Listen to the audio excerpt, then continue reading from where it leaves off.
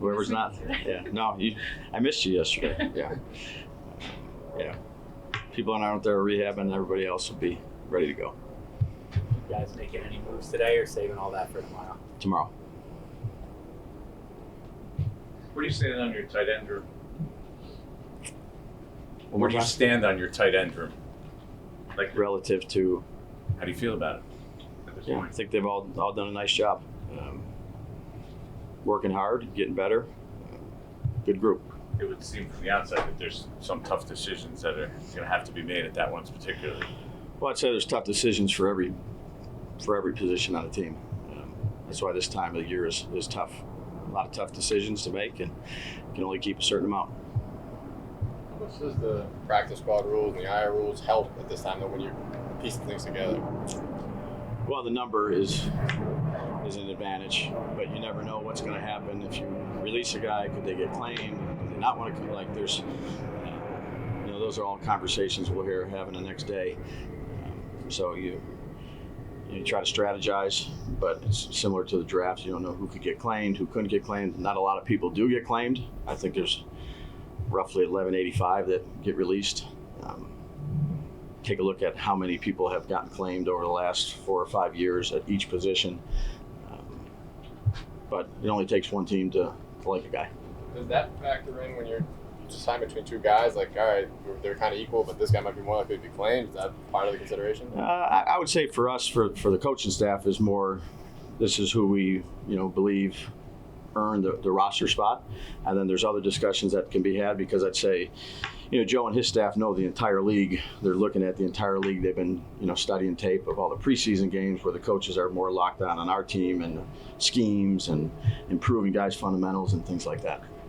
Through the years, I'm sure that things change. You're an assistant coach, and then you're a coordinator, you're a head coach, and how involved you are. I'm just curious, for you guys this year, you put so much work into the roster, from going all the way back to evaluating last year. Where you're sitting now, is it very close to what you anticipated? Do you play those games of, okay, here's what we think it'll be in August, late August, and do you compare and contrast that way? Is that kind of how you go through it? We come out here, we practice, we evaluate the tape of the players practicing, and then their performances in the preseason, how they are in the meeting rooms, how they're picking up the system, what kind of teammate they are, and that's where our focus is, and then trying to build the best team we can. And that's how we talk as coaching staff.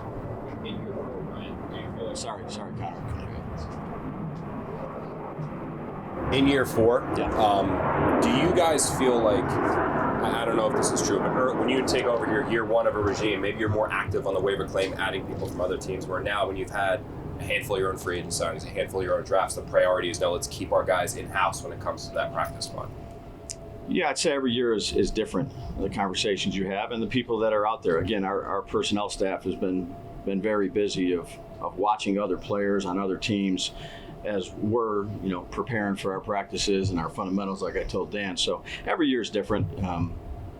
You like a lot of the guys, you wish you could keep all of them that are out here working hard and put everything into it. But again, the other part of it is you're always trying to improve your football team. So if there's people out there that the personnel department is looking at, then they'll, these next couple of days, they might give them to a coach to take a look at and come together, have a conversation. And that happens every year. I wouldn't say it's any different from 1 to 2 to 3 to 4 or however many years you do it.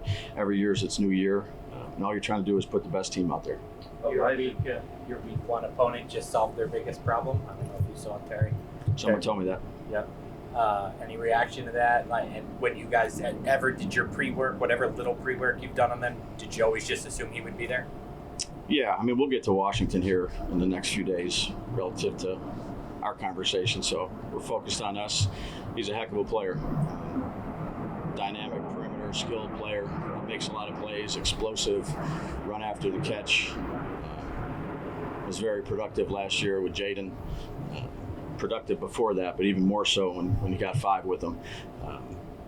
Unbelievable person. Had a chance to go and have a pre-draft visit with him, and was one of my favorite pre-draft visits that I had with him, just the type of person that he is. So he's a heck of a player.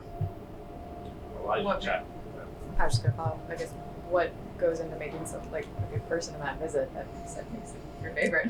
Well, he was just a genuine guy, very down to earth, very respectful, very smart.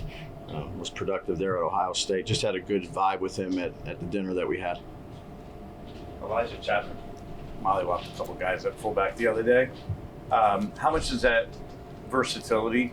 How much do you prioritize that when you look at guys and you go make these roster decisions? Not only that, like other positions, but also special teams. Yeah, well, special teams is huge, particularly for the players that don't start. And I'd say position flexibility comes into that as well.